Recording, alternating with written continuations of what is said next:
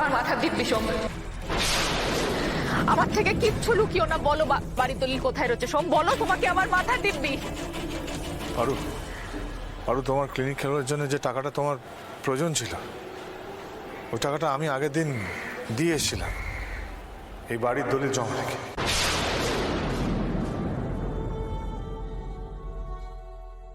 আর তোমাকে জানাতে বারণ করেছিলাম যাতে তুমি ওই টাকাটা নিতে অস্বীকার না করো, সেই জন্য। পেপারস রেডি করেননি? না, মানে? কারণ আপনাকে টাকাটা আমি দিচ্ছি। আর আপনি? চলে এলাম, টাকাটা দিতে চলে এলাম। এত কিছু আড়াল করেছিলে আমার থেকে? বিশ্বাস করে পারো, এছাড়া আমার তো কোনো উপায় ছিল না। শিবু কাকা, শিবু কাকা, তুমিও সবটা জানতে, তাই না? বলো, তুমি জানতে অথচ ওকে আটকাওনি, ওকে বাধা দাওনি?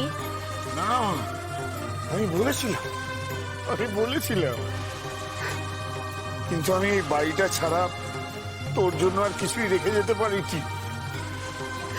আর যে ছেলে নিজেকে উজাড় করে ভালোবাসে, তার কাছে বাড়ি জমি সব তুচ্ছ হয়ে যায়, সব তুচ্ছ হয়ে যায়।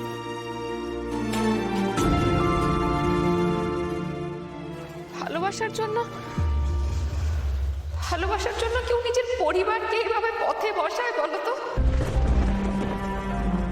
কোন অধিকারে? সোম, বলো না, কোন অধিকারে?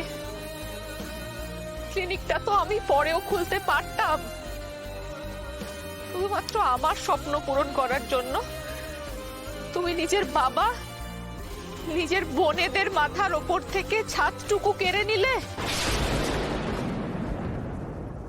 এখন কি হবে? এখন বলো না, কি হবে এখন? পারু, তুমি আমার স্ত্রী, তোমার সকল ভার নেবার অঙ্গীকার করেছিলাম, আমি শপথ করেছিলাম যাতে তোমার সবকিছু আমি ঠিক রাখতে পারি। আচ্ছা পারু, বলো তো, তোমার স্বপ্ন কি আমার স্বপ্ন নয়? বলো।